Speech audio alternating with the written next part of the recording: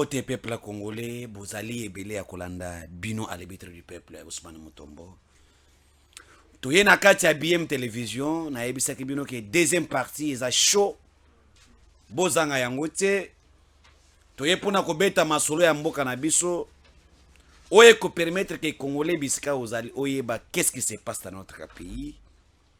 Et nous sommes censés d'améliorer ce qu'il faut améliorer. Nous sommes censés d'informer le peuple congolais. Aimez cette émission. Bon, continuez à s'abonner à BM Opinion Télévision. Chaîne Oyolobaka Bosolo. La chaîne qui dit la vérité avec Ousmane Mutombo, l'arbitre du peuple. Bo landaka ba émission na biso bien. Et bandepina souka. C'est une façon de nous encourager, partager l'information. Et si vous avez d'autres informations à nous appeler, prenez notre numéro plus 243 89 013 1008 à la fin. Plus 243 89 013 1008 à la fin. Là, eza musala toeli. Eza masolo tokobeta pona mboka na biso. Na pesimboti na Jansi Kibala, na pesimboti na Rabi, ingénieur na pesimboti na Stéphane Mbale Mwangi, na pesimboti na Maître Joël Kitenge, na pesimboti na équipe Mobimba Jésus Yankole Fiston, na pesimboti pa Marabora, alelo eza mukolo na bino, na pesibino mboti bisika bozali, bozola nangai 5 sur 5 en direct. Je suis très content ya kozala na bino et je suis très content ya ko partager na bino na pesi bat nyonso mboti ebele bisika bozolanda biso e kozala malamu mingi na pesi de botranga mobima mbote bana ya chango ya solo boza ya solo ya motima oya za candidat na bino Ousmane Mutombo wa Mutombo à l'arbitre du peuple. Tokobeta masolo bandeko ya ngai na ebisaka bino ke mboka oyo eza ya biso nyonso toko defendre mboka ya Lumumba. Toko défendre mboka ya Kimbangu. Toko défendre mboka ya Ngalula Pandangila. Toko défendre le Congo de Tshisekedi wa Mulumba. Le Congo de Musée. Nous allons défendre le Congo de Kipanvita. Toko défendre mboka oyo. Bolinga te. Nous allons défendre notre pays. Et le pays va fonctionner. Mboka iza ya batumi balemi sato te. Aux ADG, aux ministres, aux autres travailleurs pour conduire la population congolaise. Nous serons là. Là, c'est la redevabilité. Ousmane Mutombo parle de la redevabilité. On a beaucoup d'appels. On a beaucoup de contacts. Bazo dénoncer le comportement de ministre. Bino bosa gagné bozo salawana. 2024, Fachacho sous ministre. Ngai Ousmane Mutombo na kana mboka oyo. Vous allez voir, nous allons faire la contre-campagne. D'abord pour les élections 2023. Contre-campagne. Bagnos yakala, bakweya. To voter batata wanate. Hasta sera mandat moko kende. Il n'a rien fait. Toko éloigné bango. Votez jeune. Une nouvelle génération de changements.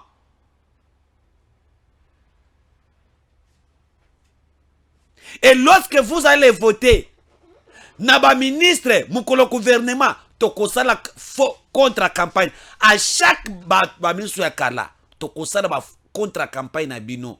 Osala ki mabe, Tokolobelango pour que Mokonzamboka. Ayoka, bisuma zongi sayote.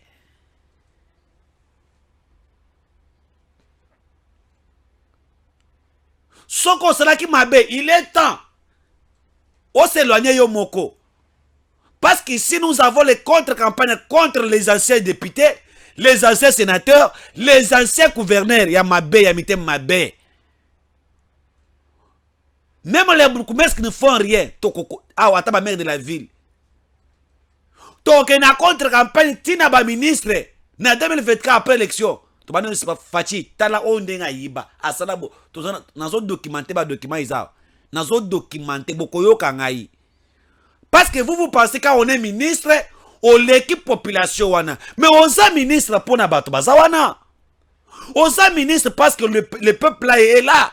Tu es président de la République parce qu'il y a un peuple qui t'ont voté. Osa DG parce qu'au sein de cette entreprise, il y a les travailleurs qui travaillent jour et nuit pour les servir de cette entreprise. Osa rappelle de mon côté. Tu es là pour signer. Mais c'est là-bas, on n'a pas si beau. Son pays dans monnaie de singe. Après, tu diras que non. Non. Soyez du bon côté de l'histoire avec Fachi. Yo, mon moyebi. C'est que du bon côté, c'est dans la Koyib.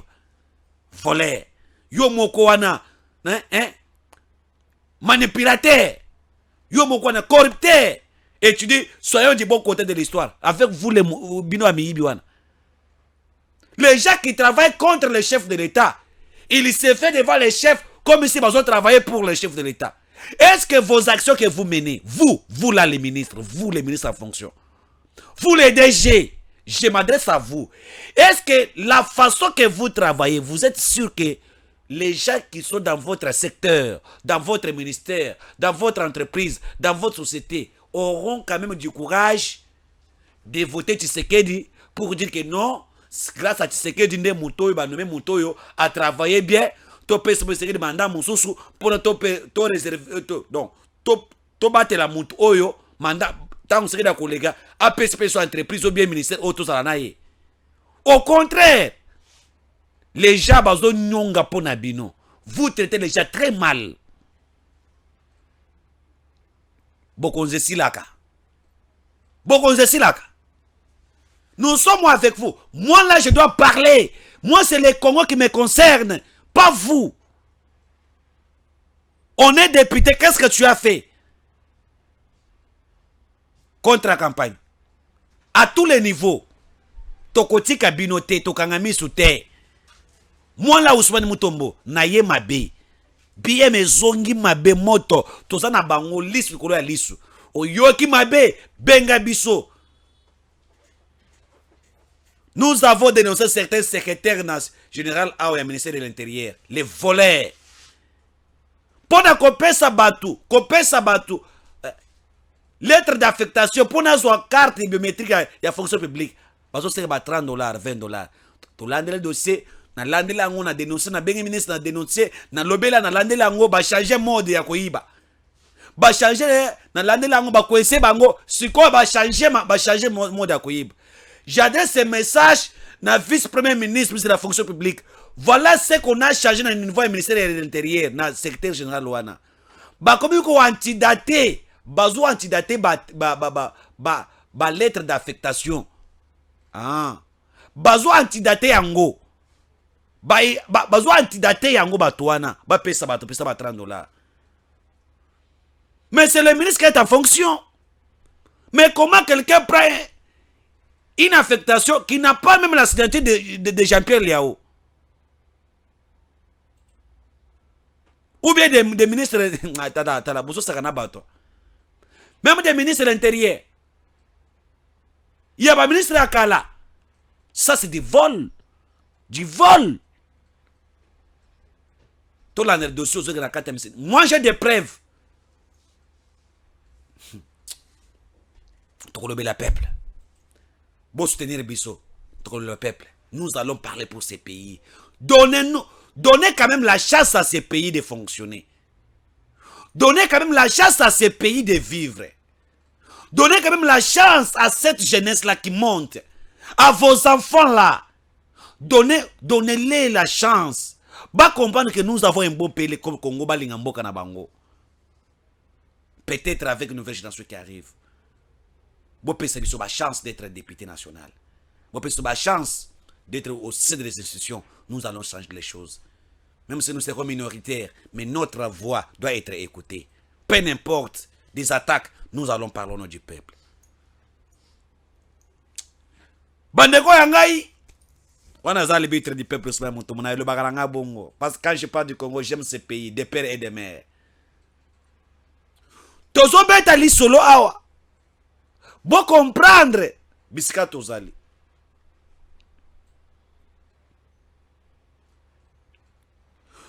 Dossier Jean-Marc Kaboun. Dossier Jean-Marc Kaboun, quand nous parlons, nakimaki mbango nakendaki na cour de cassation nakenda kotala dossier ya Kabunda ezalaki ndenge ninde bisika na wuti awa na wuti mosika nazalaki wana biso tokitaka na terrain peu n'importe ma menace nous allons faire ça. C'est moi je me pose la question quand je me lève le matin, qu'est-ce que je peux faire pour mon pays? Je vous informe, je partage avec vous. Nous prenons des risques. Oh, ce sont des risques. Tant que le appel, il y a finga, il y a attaquer biso, il y a ça ça arrive. Mais cela ne nous empêche pas de parler du Congo. Dossier à Kabunda, il est à trancher aujourd'hui. Tant que tu kuna ba juge baye ba pesi ba réseau na bango ba reporter ango dans 2 semaines n'est au zone. C'est presque les 24 je pense. Ndé dossier Kabunda akoyeba situation na ye parce que boyeba ka bakangela ki Kabunda. Kabunda tel qu'il est là tango ba sambi abimisa ata ba preuve mon côté azana yango. Il était là pour injurer Tshisekedi, pour parler, critiquer, demander au peuple congolais à Tshisekedi n'a pouvoir, c'est Kabunda. Donc les Kabunda pour lui c'est Tshisekedi qui est le mal. Et les sorts il y a Kabunda et que c'est banni déjà. Kabunda sera condamné parce que le ministère public avait demandé 5 ans pour la condamnation de Kabunda. 3 à 5 ans condamnation de Kabunda. Yawande bozomo na wana Kabunda est coincé. Bandeko yangai. Et bazong sango le 24 tokozala pe wana pona koyebisa bino ke dossier Kabunda lo bakati yango te batini yango le 24 pona bakata yango ya suka. Bako prolonger yango le susu te. Chers compatriotes, awa lelo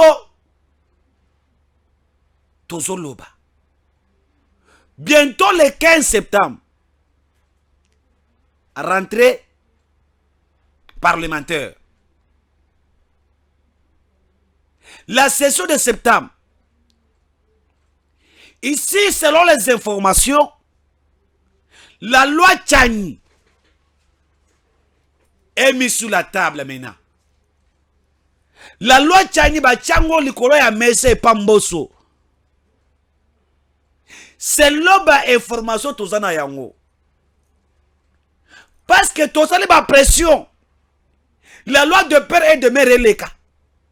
Makambo loi de Tchani eleka. La loi Tchani allait être votée avant même après la candidature. Là, ce sont des théâtres. Et ça, bah, théâtre, tout le monde en boka, oh, et pas baba mosso. La loi Tchani qui allait être traitée depuis longtemps. Mbosso a fourni ça, on a tiroir naïe. Mbosso a boyé la loi Tchani. Mbosso a bombé la loi Tchani. Parce qu'il était face à menace de mort et pas Katumbi. Wana Katumbi a fandele awa. Bambong, ils ont circulé. Beaucoup de députés ont été corrompus. Les bandes de voleurs, ces députés que vous voyez là. La raison pour laquelle je l'ai dit, hein, ceux qui basent dans ma wayamboka ou ba postulé. Yo peuple, qu'on vote bat oyote. Ba waya ko tongela o toilette ya les dessous mi balé.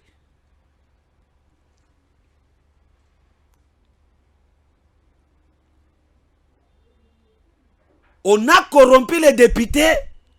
Bakoka quitté. Kosala musala ya malongate.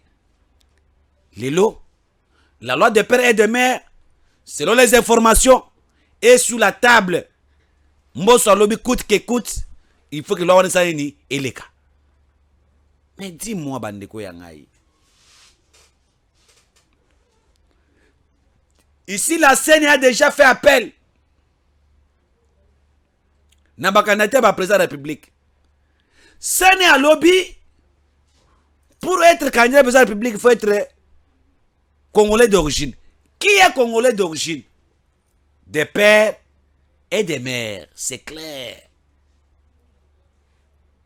Botika kolbimela biso ba français milayi.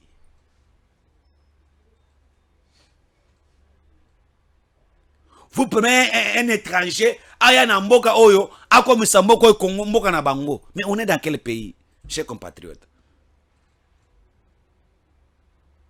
Mais c'est Moïse Katumbi a corrompu tous ces bandes de volets de députés. Balongla ba signature na bango. Basala boy. Ndeko na biso Singh a été attaqué à mort. Dieu a battu. Babiso ba Ousmane Mutombo. Balanda biso na banzela boyebi, souvenez-vous. Babetanga masasi. Babotolanga boye. Babetanga bambeli. Na zoka. Na butu na zonga ndako na ngai. J'ai risqué la mort. Naza ba pota nzoto mobimba. Batu ngai batu awa pona ko barenga parce que j'ai porté le projet à la loi sur la loi de père et de mère na nzoto nanga, na makanisi nanga, na bitumba nanga. C'était ça. Na banda ko déranger Katumbi. Il faut éliminer Ousmane Mutombo. Dieu m'a protégé, je suis vivant et je reviens. Je reviens. La loi de père et de mère. Awa tomonité, basango batomboki. Je dois vous parler des choses ici. Tant on a quoi besebeno que chole. Aza nganga nzambe te. Tant on a quoi besebeno ambongo. Aza nganga ya nzambe te. Ce sont les gens qui trahissent le pays pour leurs intérêts. Est-ce que Soe Katumbi est qui pauvre? Est-ce que Chola Linga va défendre Katumbi? Soe Katumbi est qui pauvre? Est-ce que Ambongo Banako Banakolobela Katumbi Butumoi? Bazara Kata a construit Moussoro ya Katumbi. C'est la mec qui donne, qui est puissant, qui domine, qui décide. C'est Katumbi qui donne. C'est Katumbi qui fait de ce qu'ils sont là. Voilà, nanga très bien. C'est Katumbi. Comme c'est Katumbi, c'est lui qui décide. C'est Katumbi qui décide.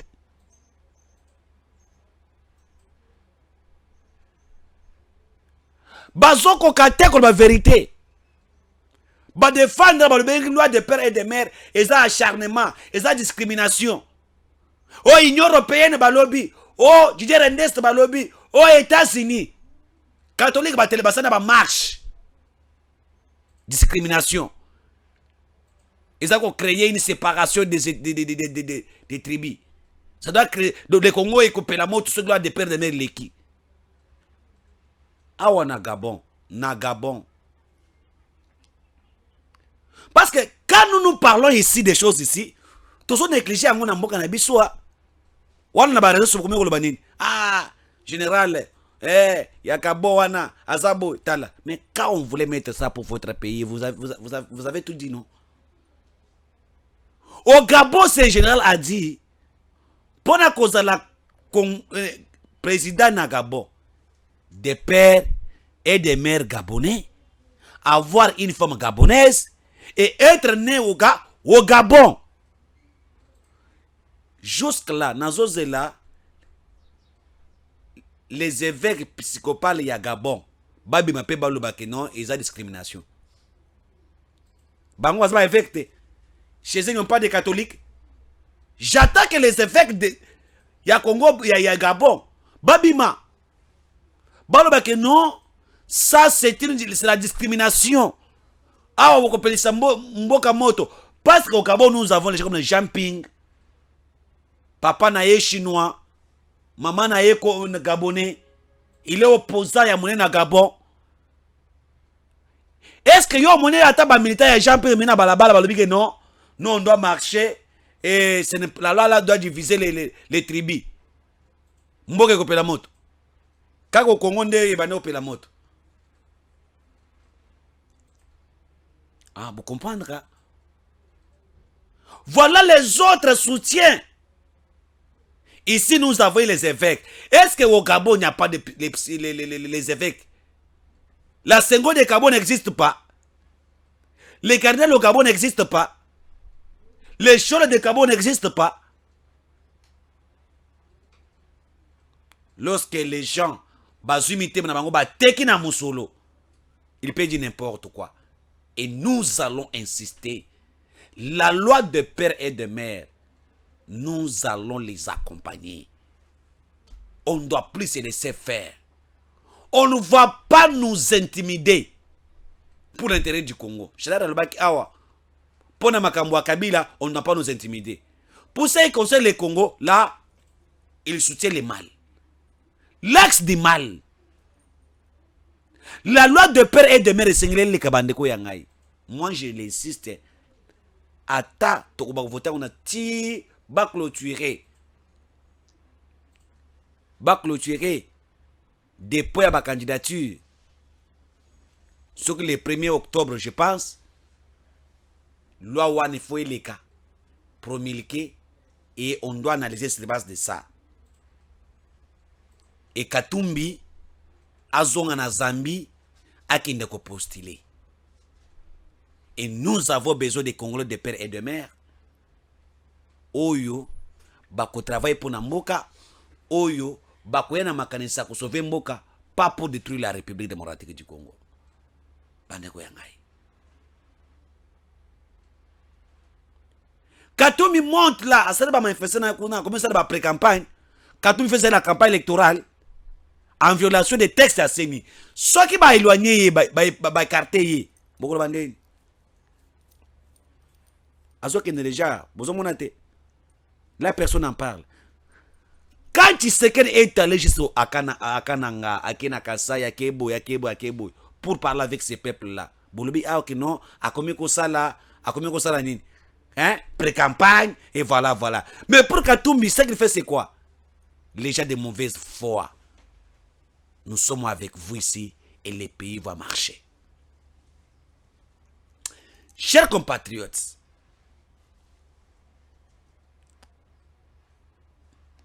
essayez de comprendre de l'Okomoko. Je l'aime moi na bazobo to lango Joseph Kabila. Ngana soki ko sabino makambo. Bakobo to la je l'aime. Bazobo to lango. Je l'aime c'est bakobo to lango. Tous les biens, oh, il est bien mal acquis. Parce que nous là, lorsque nous arrivons dans l'Assemblée nationale, tu as commission en place, oh, tu as les biens mal acquis. La récupération des biens mal acquis. L'opération, il y a qu'on récupérer tous les biens mal acquis. On va récupérer tout. Bah, j'ai les moyens à Kabila, on va les récupérer. Bah, on va récupérer, c'est les biens mal acquis. Pourquoi je l'ai dit? C'est pourquoi je l'ai dit. Kabila a violé des textes. Tant que Kabila continue à pouvoir, il va falloir qu'on déclare bien aïe. À côté de selon la Constitution. Lorsqu'il a bimi, il faut que nous déclare bien aïe. Kabila continue à pouvoir, à déclarer bien aïe, à bimi pe, à déclarer. Tous les biens, vous comprenez la Constitution, la Constitution acheté, construit par le président public en place, non déclaré, ce sont des biens de l'État. Kingaka Chouan est à l'État. Parce qu'il a déclaré en côté, à ce qu'il a pété. Kabila a eu espace où il y a quand Naka Kokolo. Bon, mon espace où il y a Wazis Wana. Et ça, espace, il y a ministère de la Défense. Kabila a eu Wana. Il est mal acquis à Tongiba immeuble à Wazis Wana Kabila.